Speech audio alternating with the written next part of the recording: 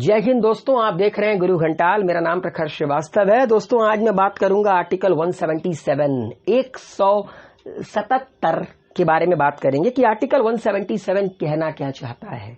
दोस्तों आर्टिकल 177 कहता है right of ministers and advocate general as respect the houses. Ministers कौन? स्टेट गवर्नमेंट के मिनिस्टर्स। ऐसे सेंट्रल गवर्नमेंट में मिनिस्टर होते हैं ना, council of minister central government पे, ठीक उसी तरह स्टेट गवर्नमेंट के हर पर्टिकुलर स्टेट के भी अपने अलग अलग काउंसिल ऑफ मिनिस्टर्स होते हैं। और एडवोकेट जनरल कौन होता है? सबसे हाईएस्ट लीगल ऑफिसर होता है स्टेट गवर्नमेंट का, जो कि स्टेट गवर्नमेंट को रिप्रेजेंट करता है। जिस तरह अटॉर्नी जनरल होता है यूनियन गवर्नमेंट, एडवोकेट जनरल होता है स्टेट गवर्नमेंट।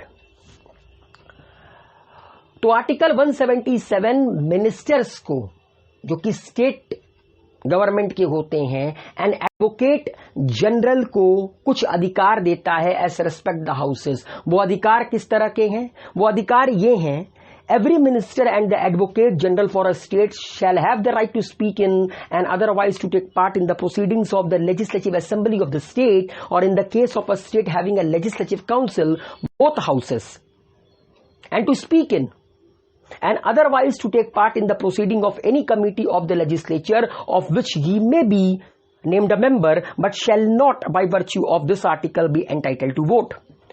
अच्छा, इसको मैं बहुत ही सिंपल तरीके से समझाता हूं। मान लीजिए ये लेजिस्लेटिव असेंबली है, ये लेजिस्लेटिव काउंसिल है और ये कोई कमिटी बनाई गई है किसी पर्टिकुलर चीज के लिए। आर्टिकल 177 के तहत मिनिस्टर और एडवोकेट जनरल के पास ये अधिकार है कि ये लेजिस्लेटिव असेंबली की प्रोसीडिंग में, लेजिस्लेटिव काउंसिल की प्रोसीडिंग में क्या कर सकते हैं? पार्टिसिपेट कर सकते हैं, बोल सकते हैं। राइट टू स्पीक का इनको पावर है एज पर आर्टिकल 177, लेकिन वोट नहीं कर सकते। वोट नहीं कर सकते। वोट भाई, एडवोकेट जनरल तो मेंबर भी नहीं होता है किसी भी स्टेट लेजिस्लेचर का। जो मिनिस्टर होते हैं वो स्टेट लेजिस्लेचर के मेंबर तो होते हैं, लेकिन वो वोट नहीं कर सकते। वो वोट करेंगे सिर्फ और सिर्फ कहां पर? अपनी पर्टिकुलर स्टेट असेंबली में, जहां पर उनकी मेंबरशिप है, वो भी पार्टी के कहने पर। ऐसे नहीं कि शुरू हो गए कहीं पर भी जाकर वोट डालकर चले आए।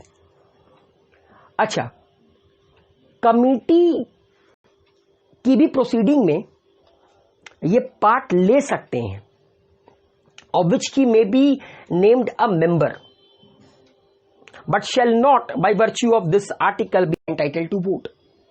कमिटी की प्रोसीडिंग में भी ये पार्टिसिपेट कर सकते हैं मगर वोट नहीं कर सकते। क्योंकि देखिए दोस्तों, एक बात याद रखिएगा, कमिटी जो भी बनती है, जैसा कि पार्लियामेंट के लेवल पे कमिटी बनती है, स्टेट लेजिस्लेचर पर कमिटी बनती है, तो अगर मान लीजिए कि किसी मिनिस्टर को किसी पर्टिकुलर कमिटी में, वैसे एक बात आप लोगों से कहूं कि मिनिस्टर को कभी भी किसी कमिटी में नहीं रखा जाता है। मिनिस्टर को कभी भी किसी कमिटी में नहीं रखा जाता है। हाँ, तो ये कमिटी में प्रोसीडिंग में पार्टिसिपेट कर सकते हैं मिनिस्टर, एडवोकेट जनरल भी कर सकता है, वोट नहीं करेगा, बोल सकता है बस। By virtue of article 177 the minister who are not the member of the legislative assembly और द लेजिस्लेटिव काउंसिल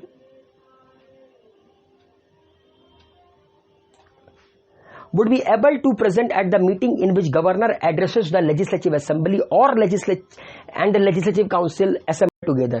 मतलब मान लीजिए कि अगर कोई मिनिस्टर है जो कि लेजिस्लेटिव असेंबली या लेजिस्लेटिव काउंसिल का मेंबर नहीं है, तो वो प्रेजेंट रह सकता है किस चीज की मीटिंग में? जब गवर्नर एड्रेस करेगा लेजिस्लेटिव असेंबली को, या लेजिस्लेटिव असेंबली और लेजिस्लेटिव काउंसिल को जब कंबाइंड असेंबल्ड कर एड्रेस करेगा, तो उस पर वो मिनिस्टर क्या कर सकता है? उस प्रोसीडिंग में वो मिनिस्टर पार्टिसिपेट कर सकता है एज पर आर्टिकल 177। फिर से एक बार दोहराता हूं, अगर कोई मिनिस्टर लेजिस्लेटिव असेंबली या लेजिस्लेटिव काउंसिल का मेंबर नहीं है और गवर्नर एड्रेस करता है लेजिस्लेटिव असेंबली को या लेजिस्लेटिव असेंबली और लेजिस्लेटिव काउंसिल को असेंबल्ड कर एड्रेस करता है, तो वो पर्टिकुलर मिनिस्टर क्या कर सकता है? वो पर्टिकुलर मिनिस्टर उस एड्रेस को अटेंड कर सकता है। तो इतनी सी कहानी थी आर्टिकल 177 की। उम्मीद है आप लोगों को आर्टिकल 177 समझ में आया होगा। वीडियो को लाइक शेयर कमेंट कीजिए, गुरु घंटाल को सब्सक्राइब कीजिए, बेल आइकन के बटन को प्रेस करना ना भूलिएगा। हेल्दी रहिए, सेफ रहिए, मस्त रहिए।